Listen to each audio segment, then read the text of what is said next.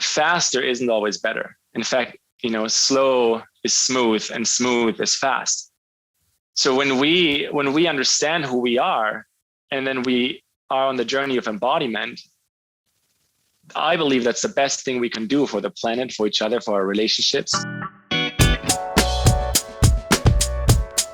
Rising Man family, I've got another amazing man joining me here today, Mr. Julian Guderley, down in Nosara, Costa Rica at the moment. It's good to have you on here, bro. Yeah, hey, thank you, Jetty. This is a pleasure to be on here with you and to dive into this conversation together. Yes, in spite of the fickleness of the Costa Rican Wi-Fi at the moment, we're making it happen. Pura vida, it's one of those blessings. The better you feel in nature, the less your internet works. Well said, man. That's a t-shirt waiting to happen. Yeah. Well, I appreciate your tenacity, man. I've been following you for a while and just really appreciate the conversations that you're having around regenerative context on this planet. So many people are talking about sustainability and the climate and the future, but I really like the way that you're doing it and the energy you bring to it. So I'm glad that the Rising Man audience gets to partake in that today. And, the first thing I want to ask you, I ask every guest this, for starters, is what does it mean to be a man? It's a deep question right off the get-go. Yeah, no punches. What does it mean to be a man? Well, I think that means to be a human, right? And that's to be a human being and to walk the path of self-realization and to walk the path of becoming aware of our true identity, our identity as source in a human body. And then as a man and as a male, it comes with a whole bag of dispositions. And so I think in this society that we're in, it means to soften, and it means to be strong in a way from our heart. And I also believe it means to stand in integrity and to honor our word and to bring our gifts and to create space for the women as much as for our brothers as well, but for the women and the children, so that the paradigm that's wanting to enter at this point onto the planet Earth can enter. And because I first said it means to be a human, I believe as humans, when we look around how we do things, or how we have done things in the last 100 years, we have this destructive trail, right? And so as part of our challenge as men is to let go of that arrogance, that we're the top of the food chain, that we figured shit out, and to understand that we all don't really know. And that's really, that makes me feel insecure. Yeah. And if I can bring that into any connection, the connection usually gets much more authentic. And then that's what it means to me at this current day, on this beautiful, beautiful sunny day in Costa Rica. I love that, man. It makes me remember, I go back several years to a men's circle that I was in. And one of the men said that the 3 words he loves hearing a man say are, "I don't know." And what you just shared just made me think of how many times in my life I felt like I needed to come up with the answers, that was part of my definition and my context around what it meant to be a man, is that I need to be the last and final stop, right? The buck stops here. I know what to do. I can figure it out. And the reality, especially with the bigger conversations we're having right now, how to be better stewards of this planet, how to be in better relationship with literally our home that we've become so disconnected from. And you use the word destructive. And I would agree. I think that's been such a signature of manhood and masculinity over the years. And now it's like a reckoning point, right? We can't ignore it anymore. And so would you say that this idea of regeneration is the contrast to that destruction that we've been so accustomed to over the years? In short, yes. I think regeneration, to define it a little bit, is, to me, it's a principle of life or a direction of life. And regeneration is a principle that's on effect at all times in nature. So, things birth, things live, things die, things compose, things birth, things live, things die. And so that cycle is a cycle that we're a part of. And I believe we're not here to fix anything, or we're not here to save the planet, or we're simply here to understand, to live as part of that cycle. And so that is reconciling our relationships, all our relations, and reconciling our relationship to our home, our planet, and each other. And, careful always, because we all grow up with this, conceptual programming. Everything is programmed through the mind. And so careful that we don't make regeneration another buzzword, like we made sustainability, right?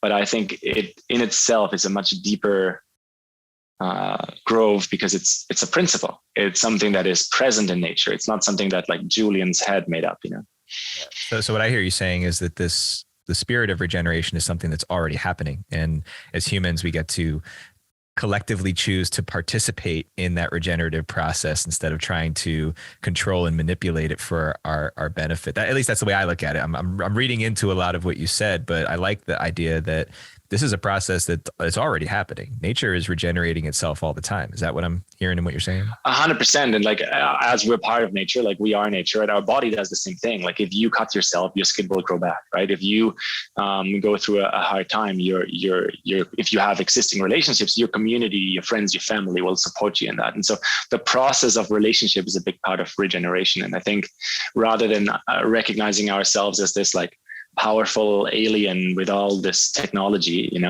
recognizing ourselves as part of nature, then gets us to this principle of regeneration that allows us to, learn from the indigenous ways of being, and also reconcile of the pain we brought to this way of being, as well as adopting some of the technologies going forward in a way that they serve us rather than destroy our hearts. Because, if we drop in deeper into this topic, I think that's the main reason for suffering, is just like the separation we feel from each other, even though we're all brothers and sisters. And, it's quite simple. That's such an interesting formula to try and figure out right now, right? There's this part of the conversation that suggests we ought to return back to a more natural way of being in relationship with the planet and the resources, right? More of that indigenous, more ancient perspective on relationship with everything else around us, not just each other. And even at this point, like we hardly have genuine relationships with each other, right?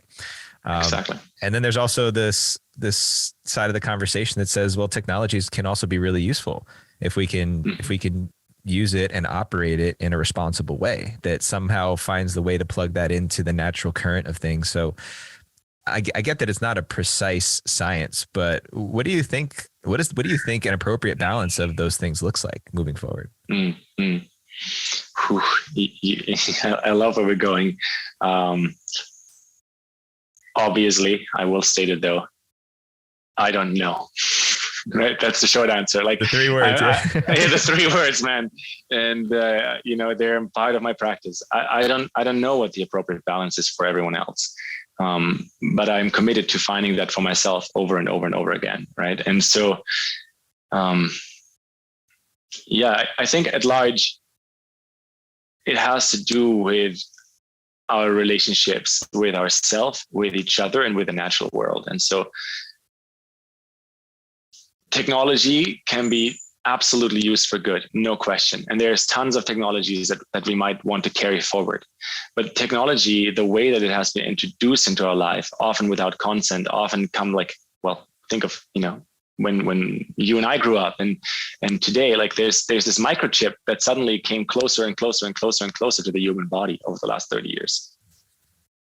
How come? Like who put this there? Like, why are we doing this? What is this microchip doing so that it wants to move into our body? There are these projects where, we want to become hyper intelligent. So why don't we hook ourselves up to machines? And I think that's a very dangerous direction because we understand so little of the intention of that.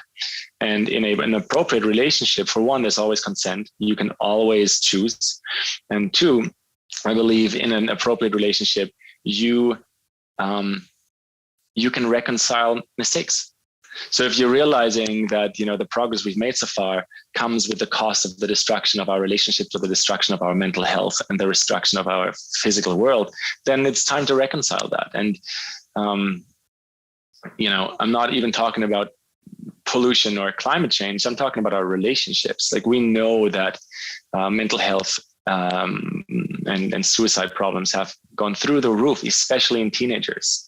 right? We know that Instagram and co, and, you know, all of these beautiful apps that, you know, I have my own personal cycle of using them as well. They are dopamine addiction, like production centers, you know, and so we go there to get a dopamine hit. And so it ultimately disconnects us from dropping in deeper and being in uncomfortable moments with real people and with our real families and with our real brothers and sisters. And I think that's where the question of appropriate comes back in.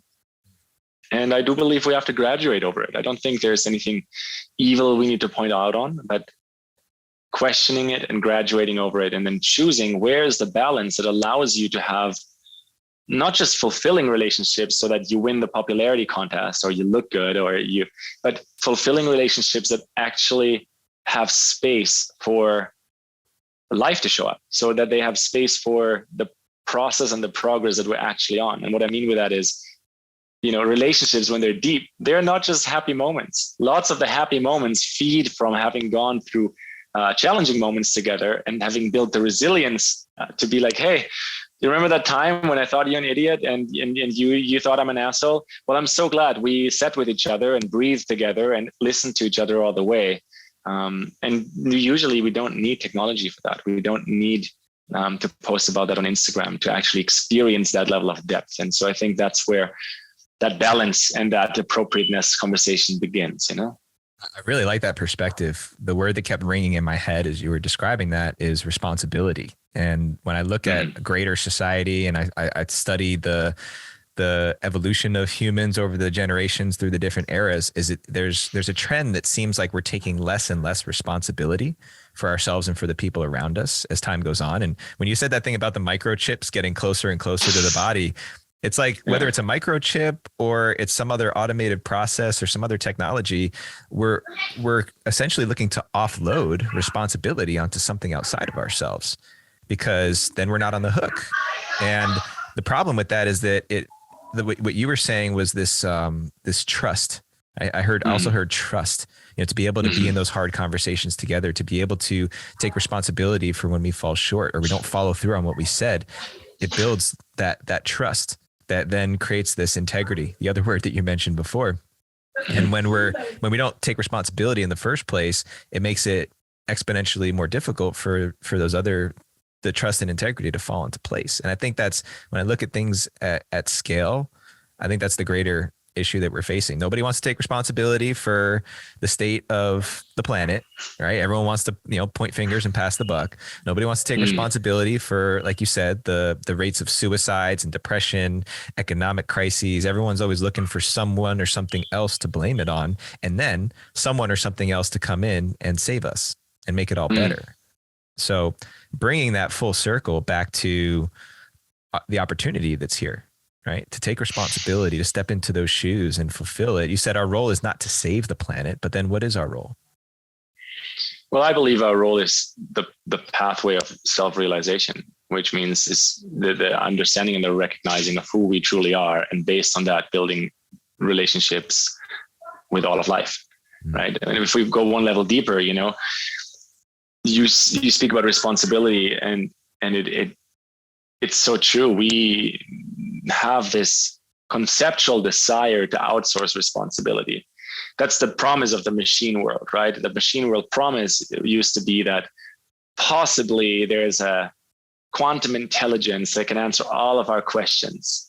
But that's just us outsourcing responsibility rather than knowing your own questions, sitting with them and trusting who you are. So what is our role here? If it's not to fix the external world, it's to really know ourselves, to realize ourselves, right? I just said that. And so what that means for me is to understand who we are.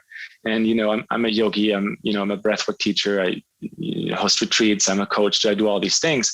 And I do them from my inner belief that, and my understanding that I am not this body, but this body is a device. It's a technology.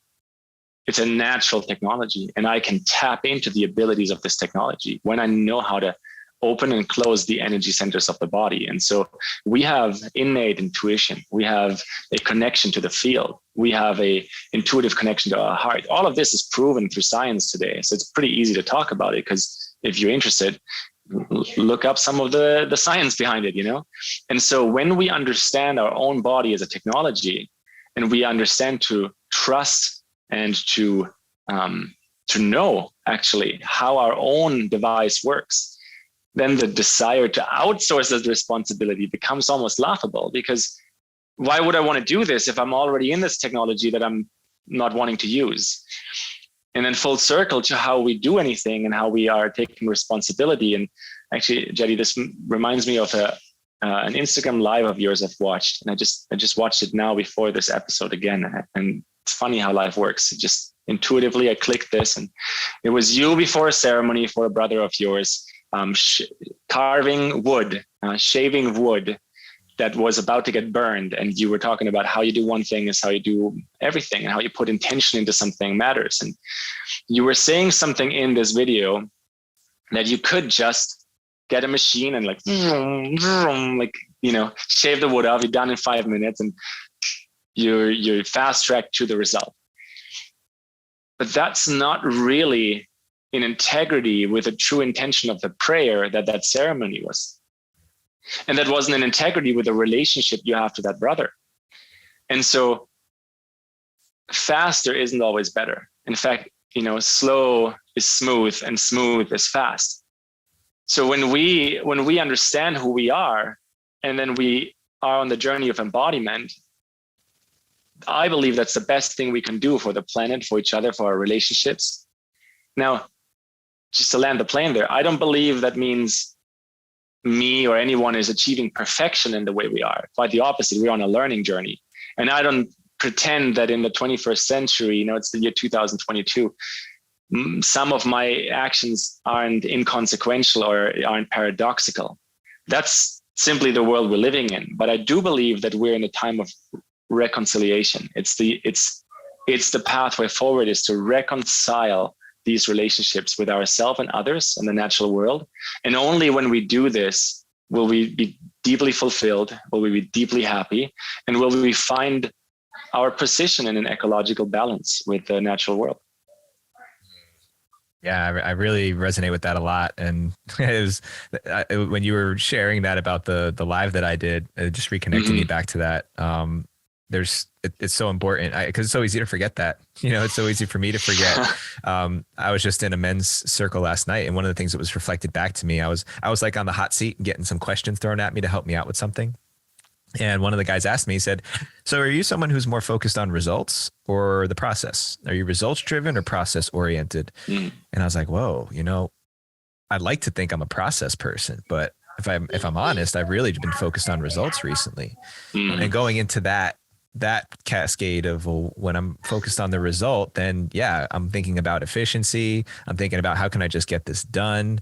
And it removes me from those other opportunities to learn and to grow, like you were alluding to. And backing up another step to something that you said about outsourcing responsibility and putting ourselves into technology before mastering this original technology we were given, our human bodies and everything that we have.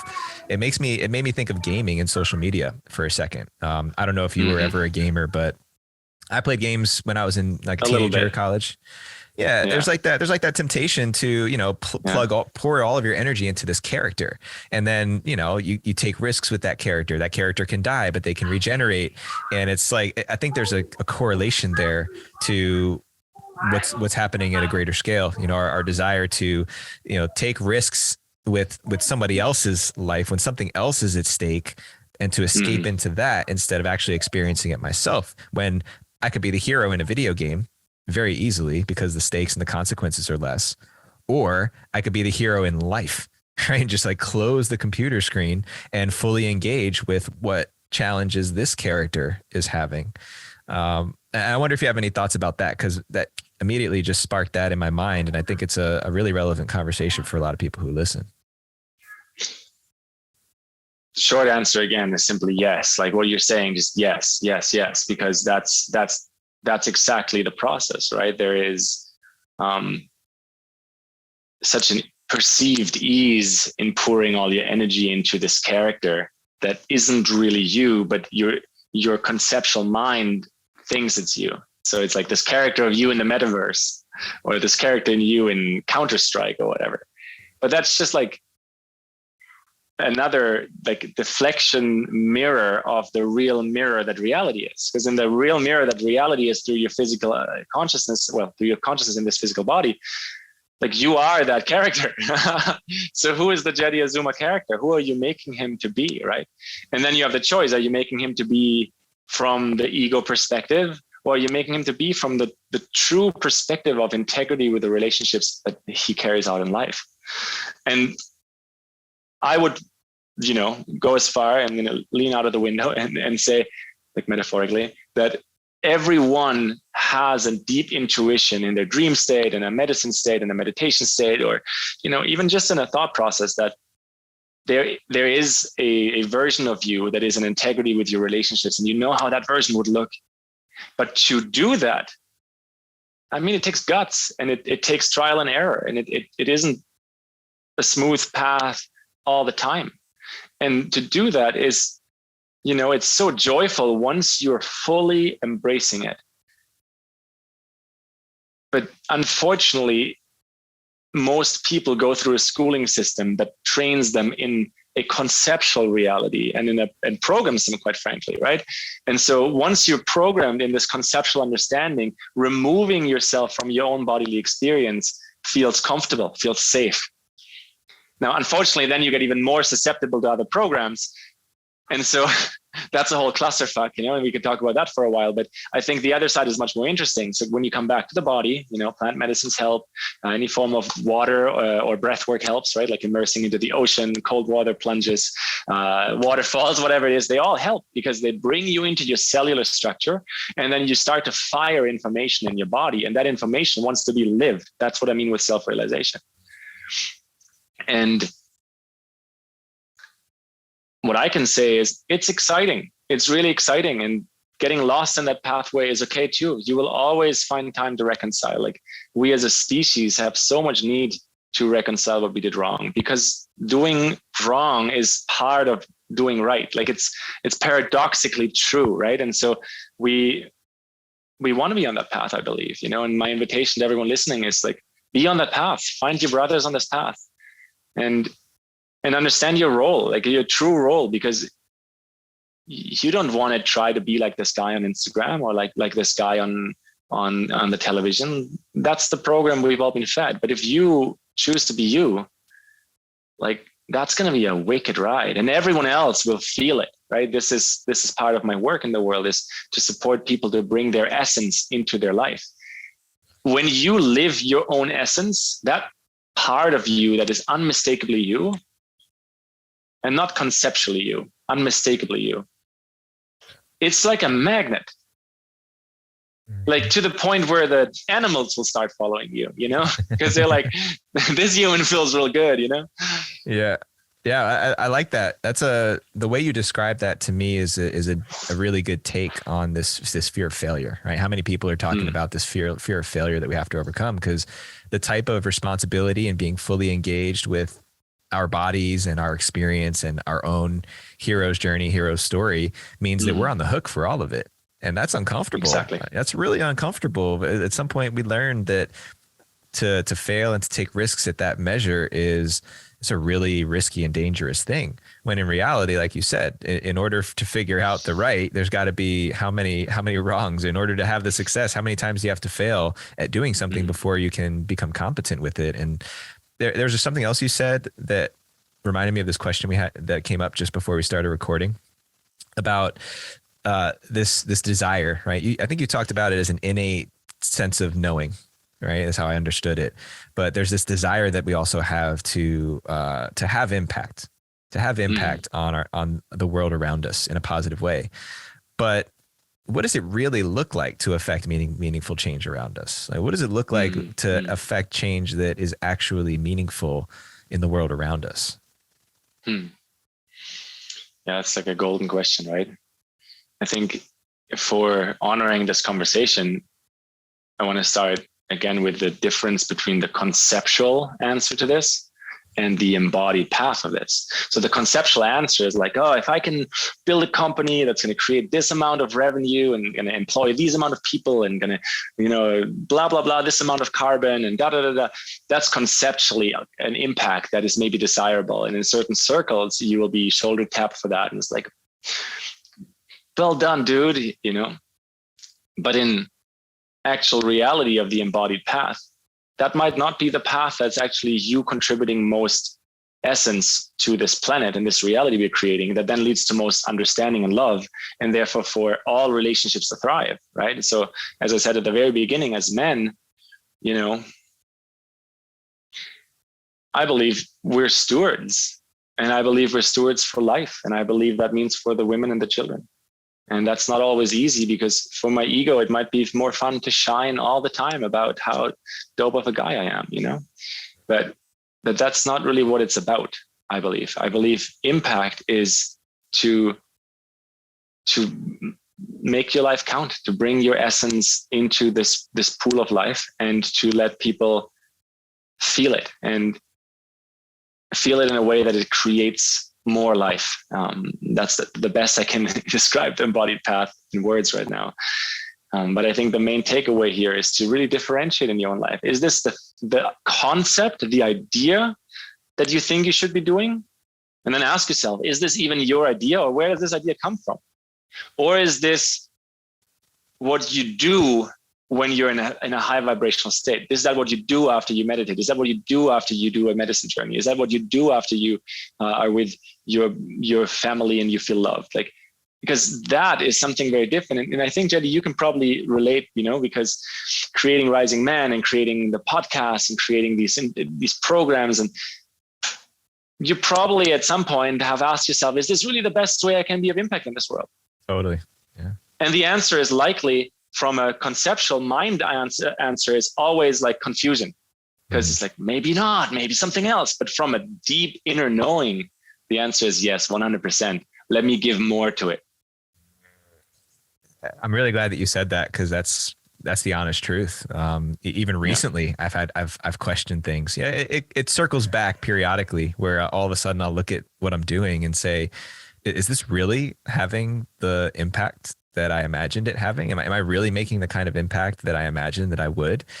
And it is. It's more that felt sense, because the logical mind can never make sense of it. The logical mind can talk me into every different scenario. It can talk me into the yes. It can talk me into the no. It can talk me into the maybe. But it's really my body that knows. And every time I ultimately check in with my body, it's clear that, yeah, maybe there's some adjustments to make to what I'm doing and how I'm doing that. But I mean, the trajectory, there's no doubt about it when I really connect to it. And I know that's something that I got to keep reconnecting to, because it does shift, it does change, it does evolve relative to what's happening around me. And I think that goes back to what you said before about this, in the spirit of regeneration, returning back to being in relationship with the rhythms of nature and the things that are moving around us, because a logical brain will try to force and fit its way into whatever the circumstances are, right? Problem solving, solutions, startup, tech. I think it's Silicon Valley, right? They're always trying to figure out, how can we come up with a solution to adjust to these circumstances, when really it's more of this dance that we need to figure out how to do all over again. Yes. And, everyone has a different essence to bring to this dance. So for some people, this might mean to build a form of technology or to build a form of a company. I believe in general, way less than our society focus believes that at this moment in time, way less, right? It's much more about relationships and embodying love, much more. But I think there's another through line here that is extremely important to highlight in this conversation, because it's such a beautiful organic conversation that you and I are having, that we're both, creating programs. We're both, interested, like you're holding up a big flame for men's work, and it's part of my life as well. And we're both podcasters. And so I've definitely gone through this doubt process many, many times. But the through line here is that in real relationships, we nurture each other. Okay.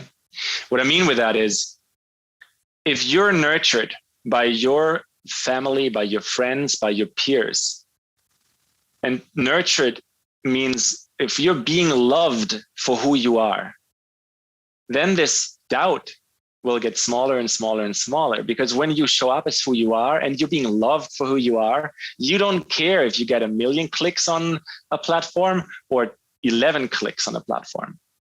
You don't actually care about this because your intimate circle reflects nurture. And I think on a big picture, we want to be compassionate with everyone in this world right now, because we didn't grow up in a world like that. We've grown up in a world, in a schooling system where we moved away from nurture into only performance and only measure of performance. And so that's really toxic to our spirit to a certain degree. It's great for other parts. I'm not against performance, of course, but it's really important to understand that the human spirit wants to be loved into the existence of being a human. And that being loved into existence means nurtured. And so if we were all nurtured, and I don't mean helicoptered as a child, that every child wins a trophy. I don't mean that at all. I mean nurtured for your own curiosity, for your own essence, for your own failure, for your own ability to learn from failure, for your own resilience to have learned from old failures. When you're nurtured for that, then that ability just gets stronger and stronger and stronger. And in men's circles, I believe that's what we're really here to do with each other, is to not just clean up old shit. Definitely, let's do that. Let's also reconcile all the wrong that has been done, but to then nurture each other forward into our powers and abilities, not just based on performance, but based on integrity, relationship, and responsibility. And that to me is the gateway to really loving and nurturing myself, right? I mean, here to talk about buzzwords, right? Self-care, self-love. I needed to really learn how to trust that the love and the acknowledgement and the appreciation that I was receiving from people around me, that it wasn't all just a bunch of BS. Because inside of my head, my ego is just wanting to like punch it and like push it back. No, you don't. But if you only saw what it was like when you're not around, and if you only knew how much I'm failing over here, and you know the thoughts I have when I'm by myself, I resisted that for so long. And I think that's something I know it's something I've seen in men's circles and men's spaces, is that we can provide that nurturing, that sense of care, that love that you're speaking of. But unless we really transform that into something we can genuinely hold for ourselves, then it doesn't quite settle in. Because the reality right now, man, is everybody around me loves me exactly for who I am. They don't care about how much money I make. They don't care about what I'm doing with how big my business is, how popular the podcast is, all of those other social metrics that we have these days. Nobody who really matters to me cares about any of that stuff. They love me for the person that they know in front of them. And there's still times where that's not enough for me to still really love myself. So there's like another journey that happens there before reaching that place like you're talking about, like the full expansive, because I've felt that, and I feel that the majority of the time, but I'm still finding myself in that dance. I've got a lot of love around me. It's this inside love that I'm still navigating. And that's what I meant with the compassion for each other, because I believe after, having lived on 3 different continents and like immersed with different cultural groups everywhere I go and learn the languages and so forth, like that is our shared human field right now. Like we're in this together, and we all, we all can let in a lot more love. And in order to do that, some of our systems will need to change. Some of our systems will need to break down, so that this external power over us is just deflating its influence and ability. And so that this internal and relationship-based reality can just grow and get bigger. And as that shift is happening, which is totally happening, we're totally in it, it's just, if you watch CNN every day, your perception of it is a bit different than if you watch different news, But as that shift is happening, we're all learning to love ourselves more, and now I'm going to, give my own words to that, because I agree with you, like self-love and self-care are quite the buzzwords right now. I think we're just learning to be with life, because life is like that.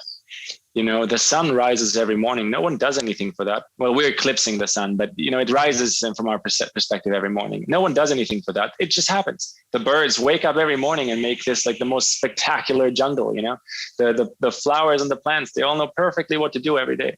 So how come that we've lost our way so much that we don't understand what our role is, so that we're unhappy about our space and existence? That's a total clusterfuck. That isn't even real. What's real is that the sun rises every morning, that the birds come out and like make their noise, and it's gorgeous. And, you know, that's what's real. And there's a role and a place for us in that reality.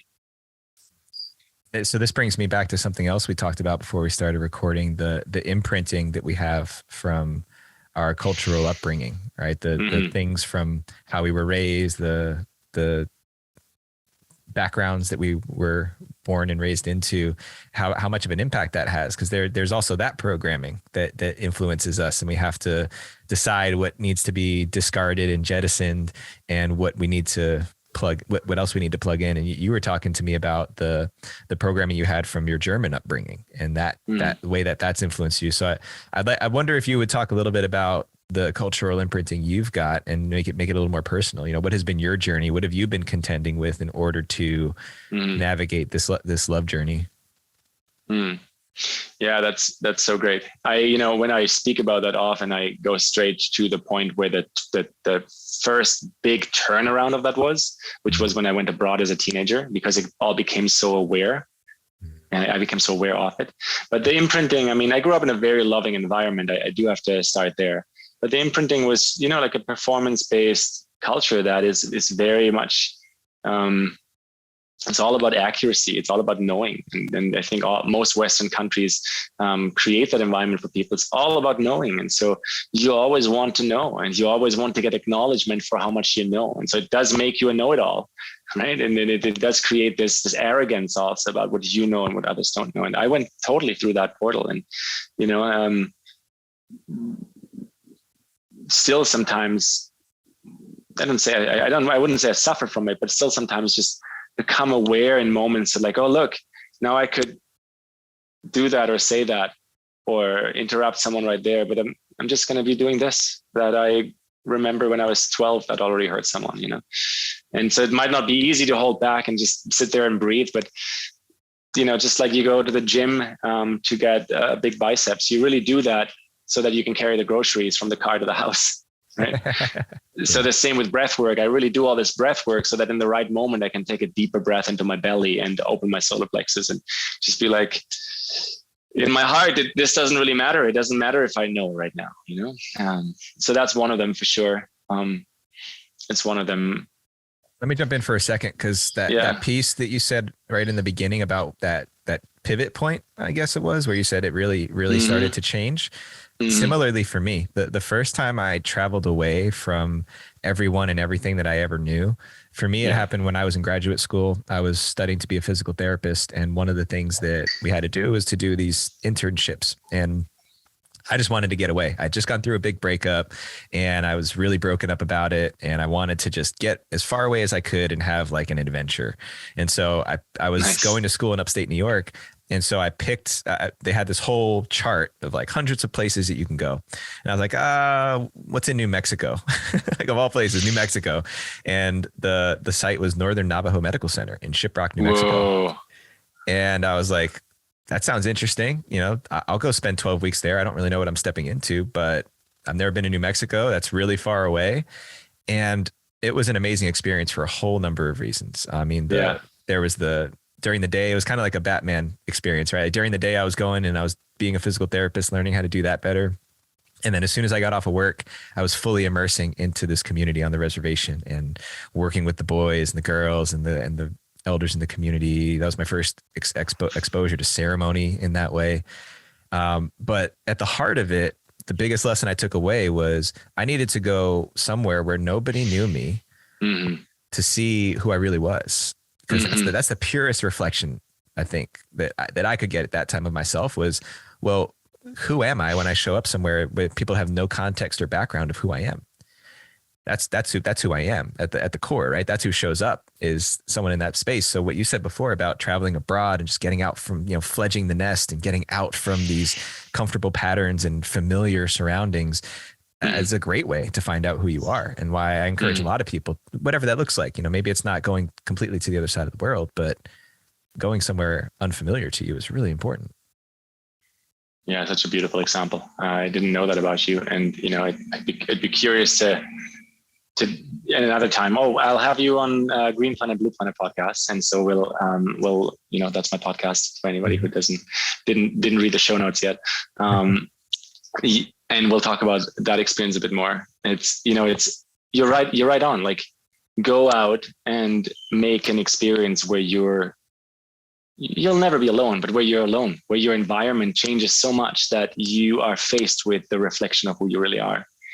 What was interesting for me was that I went from Germany, a first world country, an industrialized nation in like that conceptual labeling, to a third world country, Paraguay, for 12 months in like the heart of South America. And, so not just did no one know me, and so I had to see what my reflection is in these people, but also the cultural reflection was so drastic that a few months into the experience, I was shattering my cultural impression of Germany, or my normalcy was shattered. And I was like deliberately kicking it because I'm like, I don't actually dig some of these values.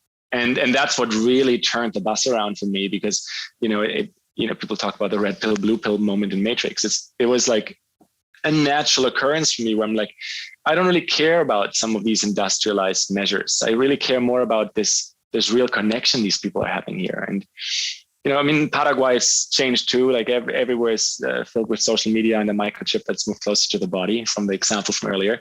So people have become more alike, but still there's just been some cultural and some indigenous richness and wisdom there for me that I will forever cherish. And it mixed with one more factor, Jetty, and we talked about this in this episode already. And the factor was the amount of failure I had to go through in this year. And that's something I wish for everyone, to go through a deliberate process of failure.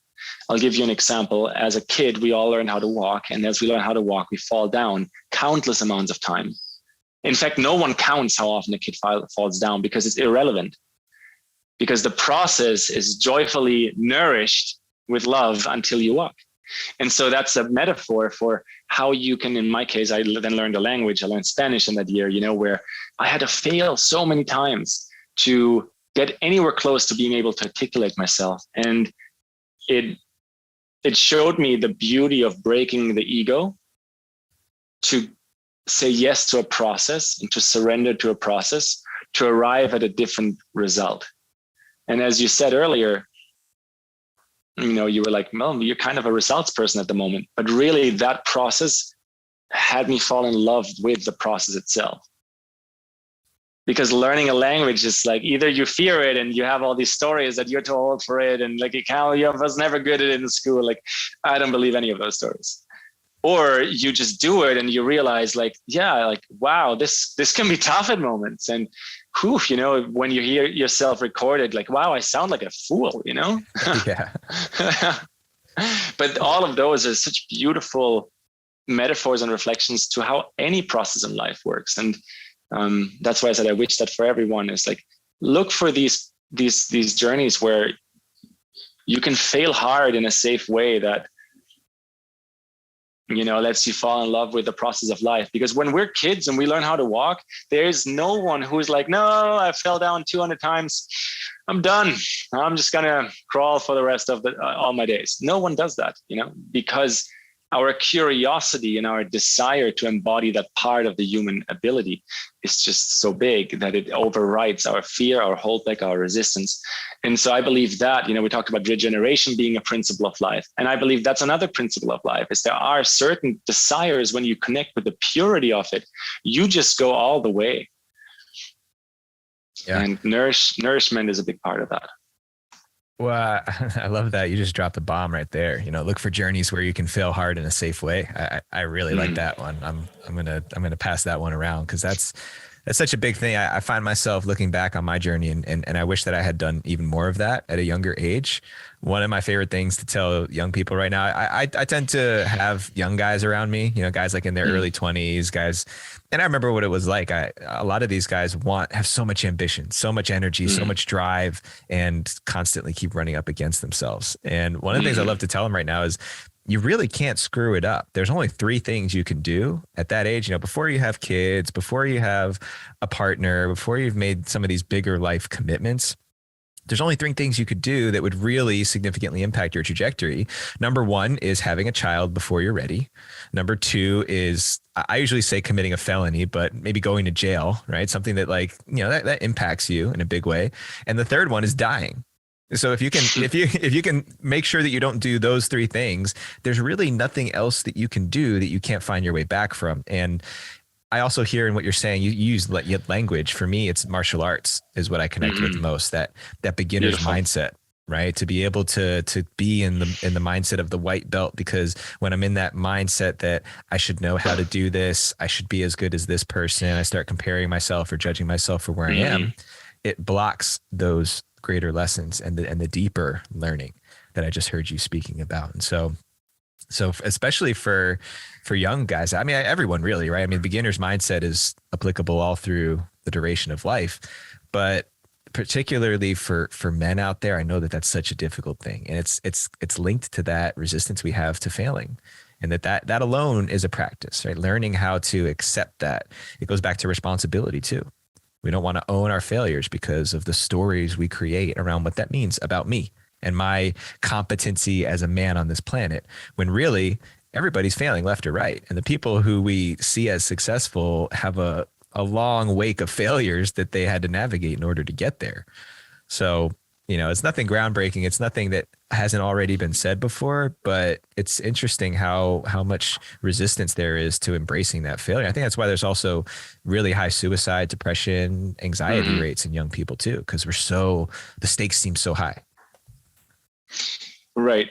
And on the other side of that, right, in a healthy mental state or in a healthy relationship, resilience is a really big factor of what creates that glue and that health. And so you get resilient by doing great things and to fuck up sometimes. You get resilient when you understand that there is this spectrum of experiences and results at all times, and then you keep moving, right? So you mentioned martial arts, I mentioned languages, music would be another thing. And I think it's also very important to mention it doesn't have to be a business or a thing you want to create, right? Like in a healthy relationship with yourself, you're honoring these different facets of your character, right? Like to weave in a thread from earlier, you could go and play PlayStation and let out that facet of your character, or you could just, I don't know, let's say that you play FIFA and you're a soccer player. I loved FIFA for a long time and overplayed it for sure.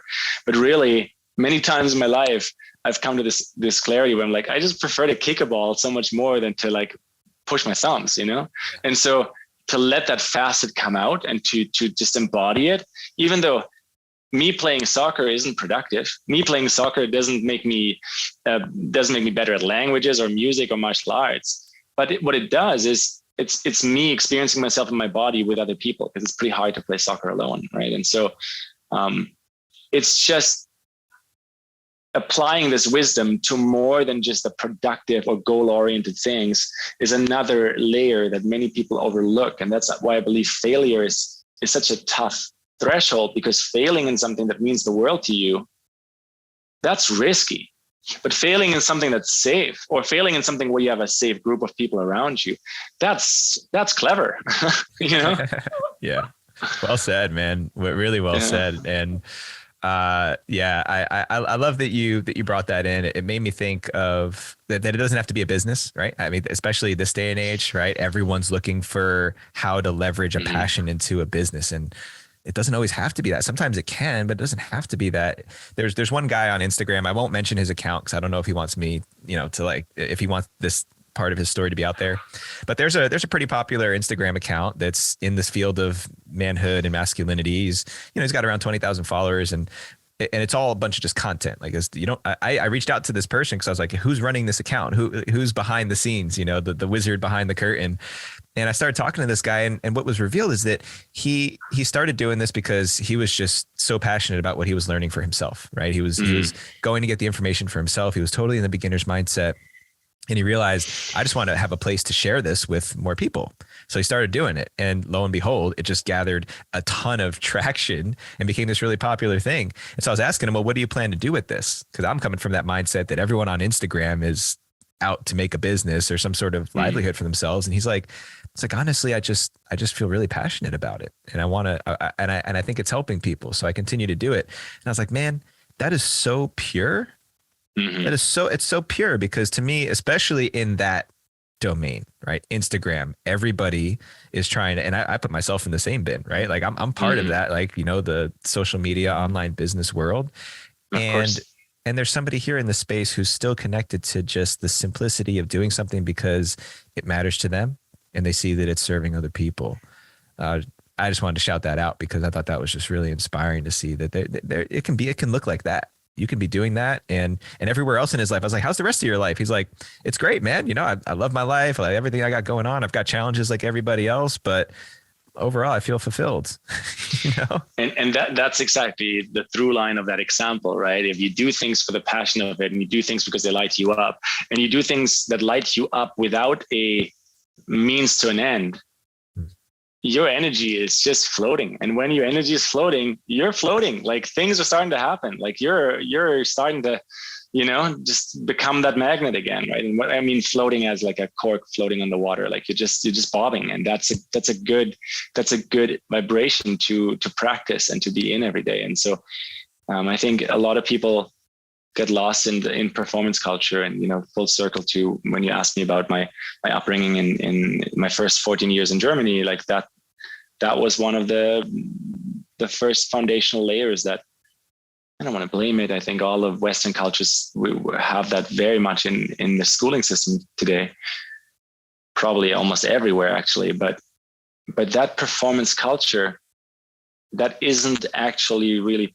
performance, because performance means you're using, back to self-realization, you're using your physical vessel, you're using your mental imagination station. That's your mind. Like, your mind isn't here to think things up. Your mind is here to be a dreamer. You want to empty that mind so that you have space in it, so that you can dream up some brilliant images that you want to live. Right? I mean, anyway, that's a whole other conversation. And so when you use that vehicle that you're given, then we can start talking about performance. And it's like you fill the different levels of it, and then not all of them are business. Not all of them are just like the project that you need to make powerful. And as you said, I see my younger version in that, and I see lots of people that I support at events or in coaching relationships run through this over and over again. And it's so simple, and it's like, theoretically, you don't need to pay anyone to know that. You can just listen to an episode like this and get it. Like do things that light you up across the board so that you lit up. And then bring that passion to everything that you make count. I love that, man. That's a good place to start to wrap things up. Obviously, you and I can go on forever, and we'll get to continue and do another chapter on your show next week. So yes. In the meantime, let me ask you a few lightning round style questions. Then you can tell everybody more about your projects and what you're up to, so they can continue following you. First question is, what is one thing you've learned in your life that you wish you knew back when you were 18? One thing I've learned that I wish back when I was 18 is to breathe open my solar plexus. And what do you think is the most important value to have as a man?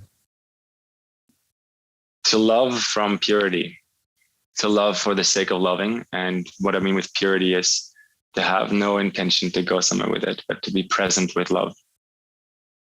Right. And what is one thing that the world needs more of from men right now? Or less of, more or less of? I think what the world needs more from men is to trust other men.